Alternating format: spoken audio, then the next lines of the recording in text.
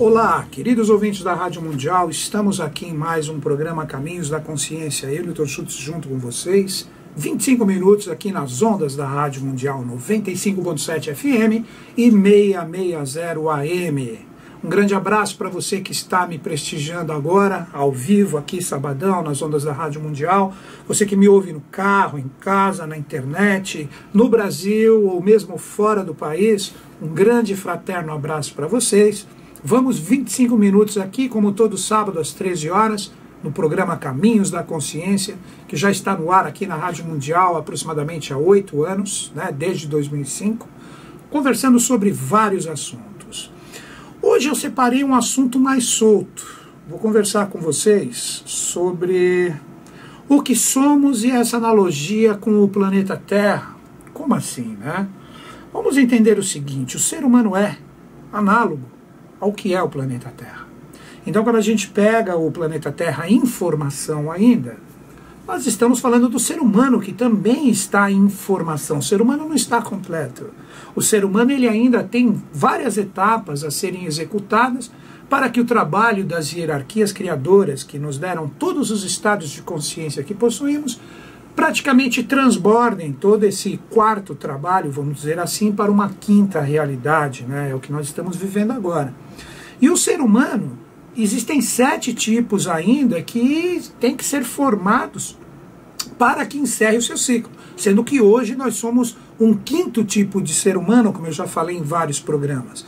E quando a gente vê o planeta Terra tendo terremotos, provocando, né, tsunamis, vulcões, etc., em determinados ciclos nós tivemos grandes catástrofes ligadas, né, à etapa anterior à nossa, que foi o tipo ser humano que a gente chama de Atlante, né? Nós tivemos grandes cataclismas, 4 na verdade, que foram assim de grande proeminência, né? E esses 4 grandes cataclismas estavam ligados exatamente à própria evolução do ser humano. E hoje nós estamos vivendo essa realidade, só que as transformações, é como eu vejo, né? Claro que nós vamos ter, né? Pelo que eu estudei nos livros sagrados, para quem está me ouvindo pela primeira vez, eu sou membro da Sociedade Brasileira de Eubiose, então quando eu troco ideia com vocês aqui, eu não estou representando a Sociedade Brasileira de Eubiose. É o Newton Schultz falando da forma que ele vê os estudos, como ele enxerga e como ele interpreta ali, né? Então, pegando o que eu entendi ali, em 3005, praticamente 1000 anos, né, um pouquinho menos, daqui 1000 anos nós vamos ter uma grande transformação no planeta Terra, aonde está ali nas revelações do meu professor, que é o professor Henrique José de Souza, que nós vamos ter, né, 2 grandes vulcões que serão formados aqui, né, no Brasil, que um correspondente àquela região do sul de Minas, ali São Lourenço, daí você tem toda aquela terma de águas, tem muita atividade ali embaixo, né? Pegando, abrangindo toda aquela região até Caxambu, né? E também na Serra do Roncador, um lugar onde tem muitos apelos místicos hoje, mas é um lugar especialíssimo, né? Um lugar onde todas as realidades que estavam sendo trabalhadas desde o início da Índia, passando ali por toda aquela parte da Europa, transbordou, era para eclodir ali, não deu certo, já veio para cá na Serra do Roncador. Então, que fique nesse início do programa o seguinte, nós não somos seres completos, ainda existem 2 etapas ou 2 tipos de seres humanos que vão fechar o que nós somos. Aí você fala, e os outros reinos? Os outros reinos, eles são completos. Se você falar do reino mineral, ele está completo. Hoje você tem a expressão do que foi essa etapa evolutiva num primeiro momento, no que nós chamamos de mineral hoje aqui. O vegetal idem e, por fim, o animal. Então são reinos completos. Eles não vão evoluir no sentido de espécie. Como consciência, sim.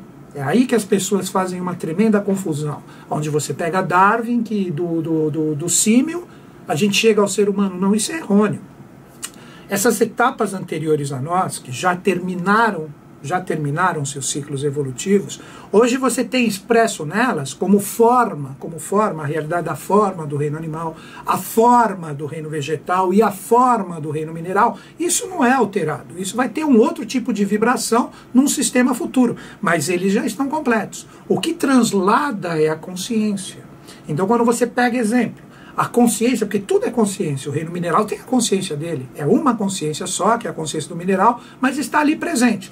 Então, quando essa consciência se junta, ela pode entrar como consciência e não como evolução do corpo, você pega ela se projetando no vegetal. A mesma coisa no vegetal indo para o animal e o animal também indo para o ser humano. Quando você pega a experiência do animal, o animal ele não tem individualidade. O animal, quando falece um cachorrinho, quando falece um gato ou qualquer animal, eles vão para um determinado lugar, né, que representa uma alma-grupo. Então, desta alma-grupo, de muitas experiências que estão ali, você pode pegar essas experiências e iniciar um novo tipo de ser humano. Por isso que quando, né, os grandes mestres, não julgues para não ser julgado, como disse o Cristo, seria o sentido de repente, a gente, nesse momento onde a gente tem que aprender como seres humanos a trabalhar a nossa fraternidade como grupo coletivo, a gente julgar alguns atos. Óbvio que a gente tem que procurar transformar através das nossas formas de trabalhar os nossos estados de consciência, a nossa mente, as nossas emoções e principalmente as nossas realizações com esses impactos, fazer um mundo melhor. Então, quando a gente vê algo que está errado ali, sim, mas aí que está. O julgamento, de repente, dessa coisa errada, de repente ali pode estar uma experiência que está se iniciando. Então, se você pega no reino animal, né, de repente, algumas atitudes que no reino humano, sendo que ele carrega 4 consciências e o animal carrega 3, são coisas que de repente no reino animal, como lei, aquilo é absolutamente normal. Se você pega de repente, eles são assassinos, eles se matam entre eles por causa de toda aquela cadeia alimentar, então é absolutamente normal. No ser humano isso já não é permitido. E quando terminar essa experiência dos seres humanos, nós vamos para um 5º momento, onde devagarzinho, sendo trabalhado o androginismo, não estou falando de sexualidade, estou falando de consciência, nós rumaremos para um 5º princípio, que representa a formação do término desse 5º momento, que ainda começa a eclodir exatamente naquela data que eu falei, em 3005, que vai ter milhares de anos, representa a formação do anjo na face da Terra. Então ele se manifesta. Ele não será só uma ideia. Hoje anjo é uma ideia. Então quando o anjo ele realmente quer se manifestar aqui no mundo físico, ele tem que utilizar um corpo físico. Aí você pega o exemplo, você fala, exemplos, Newton Schultz. Puxa, pega o Cristo, Buda, Krishna, esses seres especialíssimos. Consciências angélicas, vamos dizer assim, projetadas num formato humano. É o que tem que ser utilizado. Então aí que a gente começa a entender essas realidades e o que somos. Então o planeta Terra está se transformando ainda, porque o ser humano é análogo ao que representa o planeta Terra. Então quando o planeta Terra estiver completo, perfeito, que ele volta para o eixo, vamos ter uma estação única, não vamos ter mais 4 estações, onde essa inclinação, que não é mais hoje de 23 graus e 27 minutos, já está se alterando, e isso vai voltar para o eixo normal, nós vamos ter uma eterna primavera. Já pensou que delícia? Eu aprecio muito o momento que nós estamos vivendo agora, nós estamos num momento de outono, eu adoro essa temperatura, você dorme legal, né? Você tem, de repente, dias onde você pode pegar o sol. Então eu aprecio muito outono e primavera, por isso que eles são chamados de equinócios, que vem de equinox, que representa equilíbrio, né? Quando você pega o verão e o inverno, são momentos onde são exacerbadas as polaridades, o calor intenso ou o frio intenso. Daí você pega todos os cabalistas falarem, né, que da água e do fogo existe todo o mistério da criação. Sim, com certeza que sim, né? Mas nós precisamos compreender que o que mais interessa no momento é a gente entender essa analogia em relação ao planeta. Então, se você fala, pô, o ser humano ele é análogo ao planeta, então você tem tudo em você. Porque no planeta Terra você tem todas as consciências ali sendo trabalhadas, porque é aqui que os anjos, os semideuses e os deuses se projetam como hierarquias para auxiliar a evolução humana. Então vamos entender isso. Vocês vão entender aonde eu quero chegar. Quer ver? Pega um exemplo, como eu falei no início do programa. Hoje nós somos uma 4ª experiência em formação. Energia sendo transformada em consciência. O ser humano bruto se tornando no ser humano filosofal, que seria o 7º e o último. E nós estamos num 5º ainda, e o planeta Terra está se transformando. Então, se você se autoanalisar, você entende o planeta. Agora que começa uma chave do que eu quero trocar ideia com vocês. Se você pensar em você agora, já dei até a chave no verbo, pensar. Então você pensa, você tem uma consciência mental, cada qual com o seu atributo um pouco mais evoluído, um pouco mais utilizado, outros mais densos, um pouco mais limitados no sentido de despertar. Porque todos têm a potencialidade deífica podendo ser atingida na atualidade. É aí que surgem iluminados e etc. Mas aí você chega e você fala, pô, onde que está o seu pensamento e seu sentimento? Não está em você agora nesse momento? Óbvio que está, isso não está fora. O fora ou o mundo que você observa é um reflexo desses estados de consciência que você possui. Então cada um pensa e cada um sente e cria o seu mundo de acordo com o seu estado de consciência. Então, onde estão os seus pensamentos e onde estão os seus sentimentos? Dentro de você. Dentro de você. Quando a gente fala que os clarividentes observam e têm condições de ver o aura astral de uma pessoa, o que a consciência astral de uma pessoa transborda naquele momento através de cores, que o mundo astral está ligado à luz, a quantidade de luz que define o brilho que realmente a pessoa possui em relação a essa consciência emocional astral que está ligada a desejos e paixões. Então, se o clarividente observa a pessoa e vê o aura dela, essa parte de cima com bastante amarelo, rosa, azul, e a parte mais baixa, né, que seria do umbigo para baixo, ele pega mais tons avermelhados, essa pessoa ela trabalha muito com uma atividade muito pura a sua realidade mental. Já quando você pega uma pessoa pouco evoluída, o corpo astral é totalmente confuso. Você olha essa parte superior dele, quando você observa o aura astral dele, você vê o escarlate, quando a pessoa está nervosa, brava, indecisa, magoada, triste. Fica uma tremenda confusão de cores, e normalmente cores pesadas, cores pesadíssimas, dependendo do grau de vibração da consciência da pessoa. Mas agora que vem a chave. Isso que o clarividente observa, clarividente quer dizer ver claro, que ele tem a condição de observar essa vibração proveniente da quarta dimensão, ele está vendo 5% de 100% de consciência astral que essa pessoa possui. Então, onde estão os outros 95%? Dentro de cada um de nós. Por isso que todos os mestres, mesmo de uma forma velada, cada um deles sempre fala, falou e falarão ainda por um bom tempo. Olha para dentro de você, olha para dentro de você. Eu acho, atualizando um pouco esse pensar, já passou da hora da gente olhar para dentro, da gente começar a entender que essas vibrações e essas consciências estão dentro de nós. É a hora da gente exteriorizar essas consciências, no sentido de realização. Mas exteriorizar como? No sentido construtivo, no sentido de fazer um mundo melhor, de fazer um mundo realizado, que é um dos lemas da Sociedade Brasileira de Obiose, através do caráter, através da cultura. Então está na hora da gente colocar isso para fora. Mas agora vem outra chave. Eu estou fazendo analogia com o planeta Terra. Se o ser humano possui essas consciências dentro dele, se o pensar está dentro de nós, se o sentir está dentro de nós, aonde que isso está na Terra, que é um planeta vivo? Aonde está o pensar e aonde que está o sentir do nosso planeta? Quando você começa a meditar em relação a isso, aí que começa a entrar os mistérios da Atlântida. Que até desenhos, tem desenhos da Disney, né? Eu não lembro o nome, acho que é Atlantis, eu não lembro, né? Se o Paulo ou o André lembrar, me fale. Mas são Atlantis, né, André? Aquele que não só sabe o desenho, você também não sabe, né, Paulo? Né? Tinha que ter uma pessoa mais jovem que a gente aqui, né?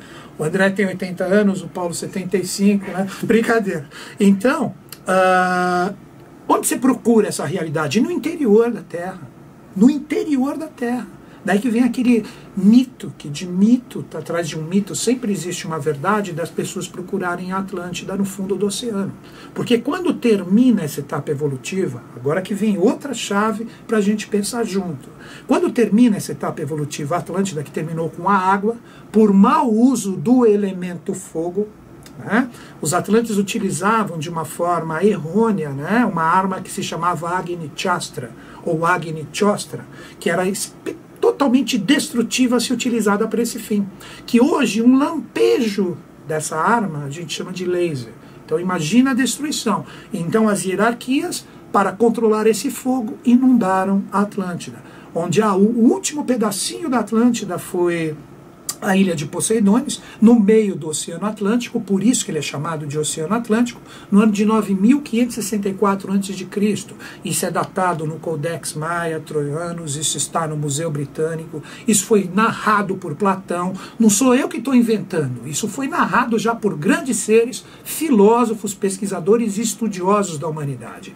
Então, quando a Atlântida se interioriza, todas as consciências que estavam nesse paraíso de Edom, de Éden, onde nós tínhamos reis e rainhas divinos, sangue azul no sentido de consciência, sangue rajásico, sangue azul como o céu, quando esses seres, infelizmente, deixaram o lado contrário dominar a Atlântida, as consciências se interiorizaram.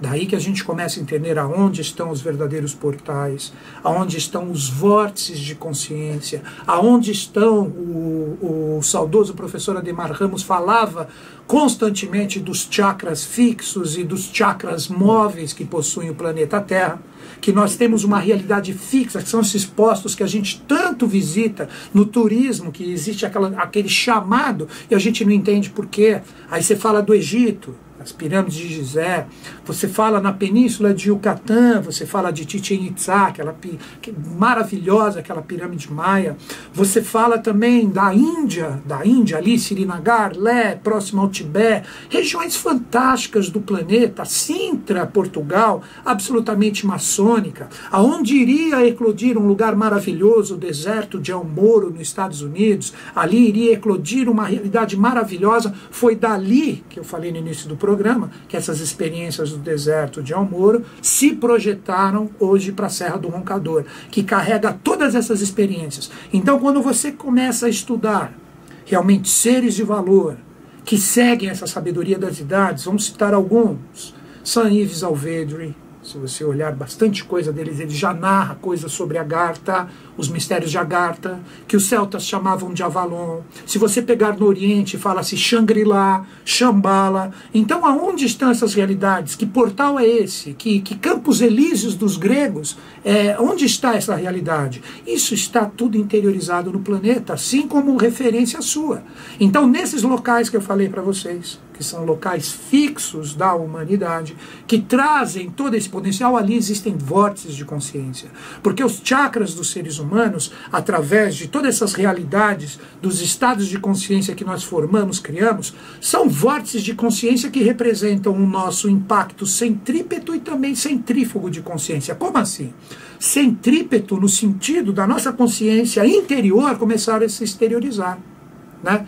Desculpem, contrário, centrípeto no sentido das consciências exteriores entrarem em nós, e centrífugo o contrário, do que está dentro para fora, a centrifugadora. Você não tem ali a sua máquina de lavar que coloca toda a água para fora? Então os chakras, eles têm esse trabalho, principalmente o chakra mais sutil, que é o chakra coronário ou coronal, que aqui nós temos uma energia centrípeta, a energia que vem de fora ou cósmica para dentro. E o chakra básico ou raiz, onde nós temos a sede de Kundalini, que os grandes mestres cabalistas chamam de Shekinah, que ali você tem o mistério das duas serpentes que se enrolam como o caduceu de Mercúrio e provoca a conexão com esse chakra fazendo a iluminação, aí que vem o mistério do caduceu de Mercúrio. E lá embaixo, no chakra raiz ou Muladhara, você tem a consciência centrífuga.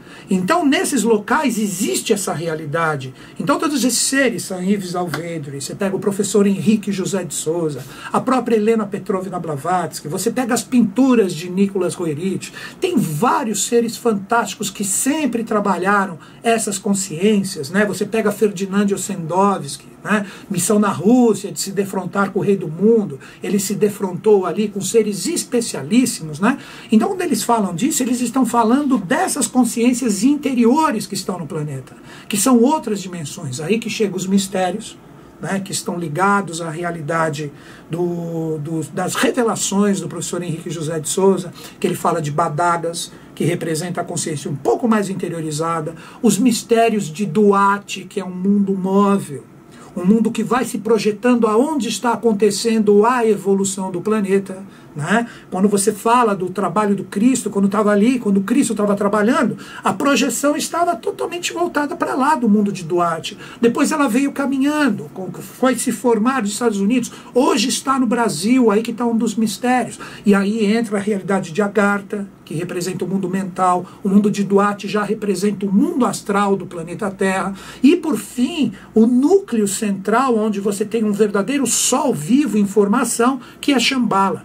Aonde os seres que conseguem entrar, um exemplo foi o Cristo, que consegue adentrar em Shambhala, essa pessoa se torna um fragmento ou uma parte desse imenso sol que vai representar um sistema futuro. Então, queridos ouvintes, quando você começa a trabalhar a sua consciência, você começa a fazer analogia de tudo que você vive, de tudo que você passa, de tudo que você conecta, você é análogo a tudo isso. Então, conforme a gente vai fazendo a nossa evolução, a evolução do planeta também acontece. Hoje, como digo, nosso planeta, assim como representação dos reinos e dos elementos no planeta Terra, estamos fechando um quarto momento. Nós estamos começando a vibrar uma quinta realidade que, em Agartha, que representa um lugar onde você tem o esteio de todas as experiências que já aconteceram, nós estamos começando a criar as vibrações de tudo que é feito no seu sentido mais prístino, sendo jogados nesse quinto momento, onde eclodirá no planeta Terra, no futuro, o que será o ensaio do início do mundo ou do reino angélico. Então, quando você começa a entrar em sintonia com tudo isso que eu falei, que na verdade está em você, você não tem que procurar Shambhala fora, você não tem que procurar Agartha fora, isso está em você, na realização, no trabalho da face da Terra. Então, o Rei do Mundo coloca para trabalhar na face da Terra o que a gente chama de Shuddha Dharma Mandalam, ou a Grande Fraternidade Branca, colocando vários seres especiais depois da interiorização da Atlântida para se projetar como avataras, como manus, como bodhisattvas. E esses seres, eles vêm como aspectos dessas 7 realidades maiores, que são essas expressões que vêm dessas dimensões espirituais, e eles trazem aspectos menores ligados a ele, que são os subaspectos, e para finalizar, vidas peregrinas ou almas esparsas, que são consciências fantásticas também, mas que são uma pequena parcela de luz e de consciência desses grandes aspectos. Então tudo isso, gente, isso está em nós, está na hora da gente despertar, separar o joio do trigo, realizar com consciência, caráter, cultura, e com isso o ser humano, ele evolui e carrega o planeta Terra junto com ele, porque ambos, uma é expressão do outro. E o mundo exterior, esse céu que você vê, essas estrelas, esses planetas, são reflexos do que nós fazemos, são reflexos das nossas consciências. Daí que você pega grandes mestres falarem que tudo isso é ilusão, é maia. É maia e ilusão porque a nossa consciência que se conecta a todos esses processos. E hoje nós vivemos na Terra um momento de exacerbação dessa ilusão que nós mesmos criamos. Mas com o tempo, creio eu, todos nós vamos evoluir juntos, coletivamente, a tônica da Era de Aquário. Brasil hoje é o lugar onde as hierarquias apontam como a Nova Jerusalém. Aqui nós temos em São Lourenço, sul de Minas, junto com a Serra do Roncador e Itaparica. Juntos nós faremos um trabalho fantástico. Se você entrou em sintonia comigo, se você falou, pô, tem alguma coisa aí que eu preciso aprender mais, entrar em sintonia, convido você hoje, eu não vejo lugar melhor para indicar, a Sociedade Brasileira de Obiose. Você pode fazer em qualquer parte do mundo, você pode fazer por correspondência. Se estiver em São Paulo, capital, me ouvindo, existem departamentos na Zona Sul, Leste, Oeste, manda um e-mail para mim, fala onde você está que eu te indico o departamento, contatos, telefones, para você fazer a iniciação. Se você estiver em qualquer parte do planeta, você pode fazer essa iniciação por correspondência. Manda um e-mail para mim, caminhos2005@terra.com.br. Fechando meu programa, caminhos2005@terra.com.br. André Paulo, agradeço o trabalho conjunto com vocês, que os Budas da Era de Aquário estejam em sintonia conosco, com o Brasil e com o mundo. E eles estão. Até o próximo sábado.